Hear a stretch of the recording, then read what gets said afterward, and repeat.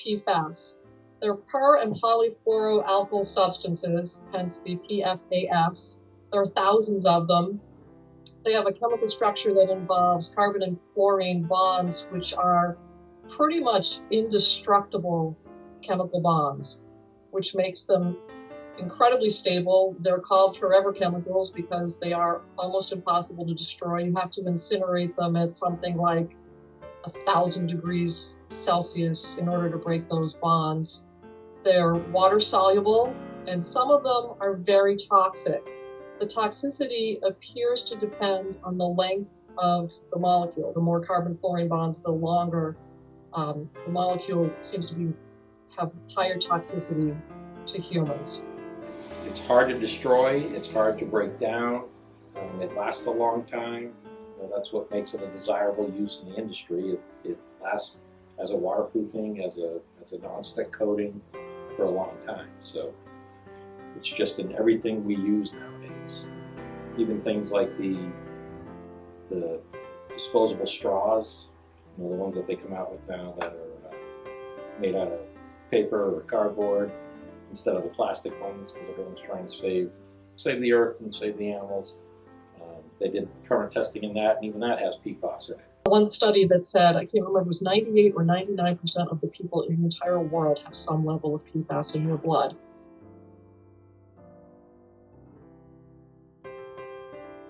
It gets into the water system through uses and improper disposal processes that industries, the practices they had in the past. So some of the other sources could be, textile mills that were in place in town. It doesn't even have to be in town. The stuff can travel for miles within the groundwater system. So abutting towns, landfills for disposing of stuff that's been used over the years. It could have been perfectly legal to dispose of this in a landfill in the past, but with new regulations, it's no longer acceptable. They use it in the AFFF firefighting foams, so anytime they fought a fire using that, or they practice using that, they spray it on the ground, it seeps into the water. Like I said, it takes a long time to break down that compound. It has such a strong bond. So it sticks around for a long time. It's bioaccumulative. It lasts in the environment a long time. It lasts in plants and animals and humans for a long time.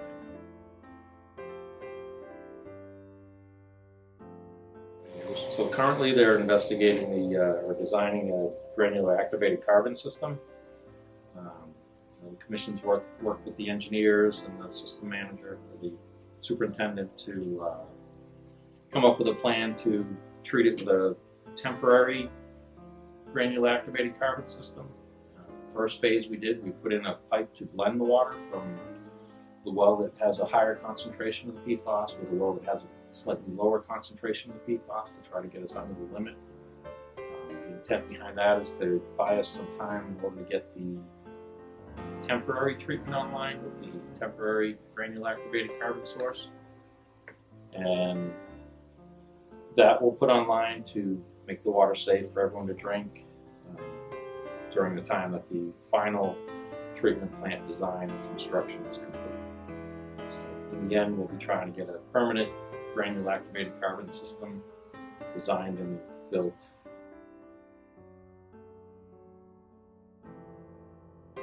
So the DEP standard that recently got promulgated is 20 parts per trillion, 20 nanograms per liter.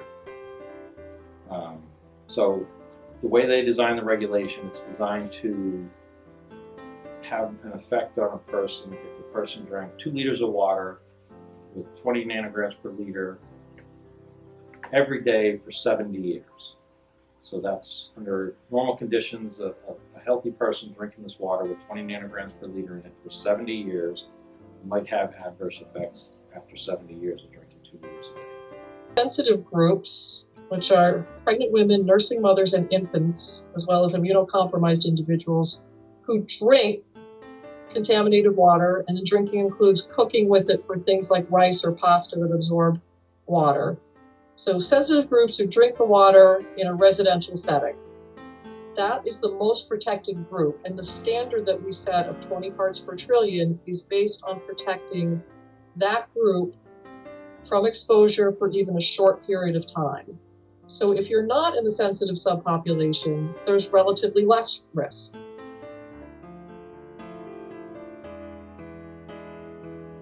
As people with private wells, it's essentially the same thing that we have. We have a groundwater well. They're just as susceptible to contamination as we are. The problem with private wells are, they're not required to sample. You usually do testing on your well when you purchase the home for purposes of your mortgage. We sample continuously. We sample monthly for certain contaminants, quarterly for other contaminants, annually for other contaminants. But we're regulated by the state, Mass DEP and EPA. So we continuously test, where private well owners typically don't test their water. They could certainly have bacteria issues, nitrate issues. You have to kind of look at your surrounding area and what's been in that area in the past, and other current uses. It can cost around $300 or $350 for a sample. I think the costs have been coming down. In the beginning, there were maybe only 1 or 2 labs that we had certified to run the method, and now there are more, so I think the prices are coming down, but it is expensive. It's $300 to $350. People can certainly skip right over the testing and say, I don't know, but I'm going to drink bottled water. That's the same kind of thing. It's a decision that people can make.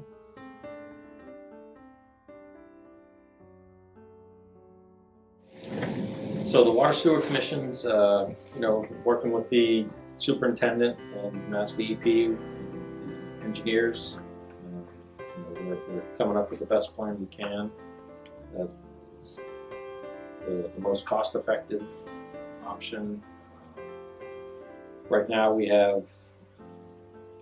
started with a blending process to try to minimize our liability at this point. Blending is a way that a lot of systems are achieving compliance, and it makes sense when you think about the compliance point is the point of entry into the system. So you can have multiple wells, and you can manipulate the draw from the wells to accomplish getting lower than 20 at the point of distribution. So if you have a well that's at 26, but it blends with 2 lower concentration wells, the number that we look at is the number that's going out into the system. So it makes a lot of sense for the town to attempt to reduce the exposure through blending rather than jumping straight to treatment, which some communities have had to do because they don't have an opportunity to blend. But blending is definitely acceptable and something that we are happy to help with. We're hoping that will get us below the limit and give us enough time to get the temporary treatment in place. We've permitted the blending operation, we've installed the blending operation, and we just got approval to activate the blending operation. Probably next week I'm assuming we'll grab some samples after we get it online to see its effectiveness. And in the meantime, we're also working on permitting and designing a temporary granular activated carbon treatment for the source that's over there. Even with this regulation that came out in October, Dudley's not required to do this sampling until October of 2021. So the contaminants were not on anybody's radar, not on DEP's radar, until EPA issued the rule, like I said, it's around 2012. But our regulation became effective in October. There is an obligation to start complying with it, with certain parts of it, but the obligation to start taking the samples for compliance purposes hasn't even kicked in for you yet.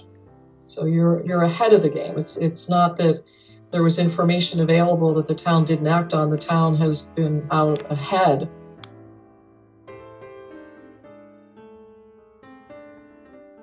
So the short term is the blending to start with, which is part of the overall permanent treatment solution.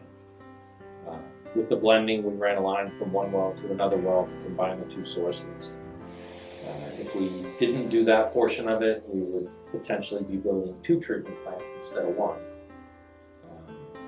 So that was the first part of the temporary solution. But that blend looks feasible, at least in the interim period, but not necessarily in the long term. The blended average, in theory, is going to be in the 16, 17 parts per trillion. So the town has also initiated a second step. The second part is a temporary GAC filtration unit being installed at the Station 7 to temporarily treat that to get below the limit at that source. The other source, Station 6, also has PFAS, just it's currently under the limit, but with drought conditions or heavy rain conditions that could vary, fluctuates. Like I said, you're measuring a contaminant down to a level that's pretty much been unheard of at this point. 20 nanograms per liter, that's basically the equivalent of 1 drop of water in 660,000 gallons, or 1 drop of water in 20 Olympic-sized swimming pools.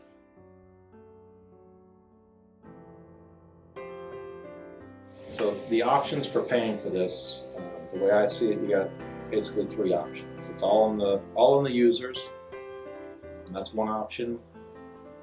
Another option is some portion being users and some portion being taxpayers. And the third option would be all taxpayers. But there's a little additional to that. Some of the funding that we've already secured for a way to pay for this is through DEP and the SRF. With the SRF, it's a 0% financing, so we pay no interest on it for a 20-year loan, and there's principal forgiveness. Right now it's at 13%, right around 13%. So for round numbers, if we borrowed $10 million, we would get $1.3 million forgiven from that loan. One more part of that is that at some point, once we get through this portion of solving the problem, we will be investigating possible sources and potential litigation. Yeah, Mr. Chairman, I also wanted to point out that the $1 million for the blending project also would have to be done to do the next step of the treatment, regardless of whether the blending worked. When we go to a treatment plant, we would have had to add that $1 million project into it. So it's not like it was a waste of money. It was a portion of the project that would have to be done in order to get to where we need to in the end. So we've just heard the Water Sewer Commissioner's short-term and long-term plan. What are our options for paying for this? The project costs will be borrowed. The town of Dudley applied for and received approval for this water treatment plant. Under the state revolving fund, it is a 0-interest loan with a 13.2% principal forgiveness. Town meeting approval is also necessary for the loan to move forward. How do we pay the loan back? Annual loan payments appear in the town's budget for their debt obligations. These payments are provided by one or a combination of the following. The first, user rates, set annually by the Water Sewer Commissioners. The second would be a subsidy from the town's annual operating budget. And finally, the project's annual debt service may be paid through a debt exclusion vote. Such an action would represent an overall increase in the property taxes paid by all property owners. Once the debt obligation is paid, the overall increase would then disappear. The town hall renovations, the fire stations, the library, and the Dudley Charlton athletic fields were all paid through a debt exclusion vote.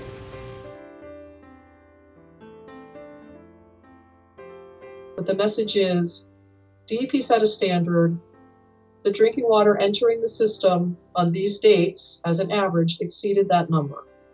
Here's what that means in terms of health. Mass DEP recommends that pregnant women, nursing mothers, and infants do not consume water when it exceeds that number. It's a recommendation. Everybody has their own level of comfort with risk, and for some people, the number of any kind of contamination in my drinking water should be 0. And that's a perfectly understandable position. For some people, they will look at it and they'll say, I am not in one of those sensitive subpopulations. I am very comfortable continuing to drink this water because I am not in that group and I am comfortable with this description of a lifetime risk. And it's just the information has to get out there so that people can make their own decisions about their level of comfort. So as long as you have the plan that is the way I'm hearing you describe it, just from the technical angle, you have the blending, which we all hope will be in place by now. You have the lease to own equipment that's coming on in October that is going to be a component of the final treatment system. So as you said, I have heard this plan and it's a good plan. It's the plan that I expect to see when you get us our submittal. And that's where my involvement sort of ends. You need to give us a plan to provide fit and pure water. If that's the plan, it's a good plan.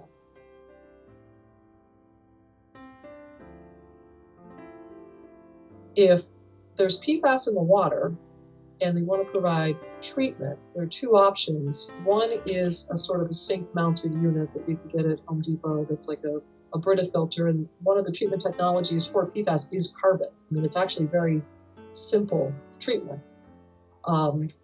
So you can go on that NSF website and look at the cartridges that you can buy for your tap, and that will tell you if it's certified to meet the EPA advisory number of 70 parts per trillion for the 2. That doesn't mean it's guaranteed to get to 0, but it is guaranteed to take out some of the PFAS. Or you can buy a system that treats all of the water coming into your house, so the water of the showers and the toilets and everything, all of the water into the house, which is expensive. And depending on the type of system, it creates issues with what you can do with the water that's left over from the treatment. You can't put it in your septic system and you can't put it in the ground. So before you think about investing thousands of dollars in the treatment system, I would, again, we'd like to partner with the boards of health on these kind of things, work with the Board of Health to talk to us to figure out if that makes sense, or if you're going to be creating more trouble by taking this reject water and putting it right into the ground near your well.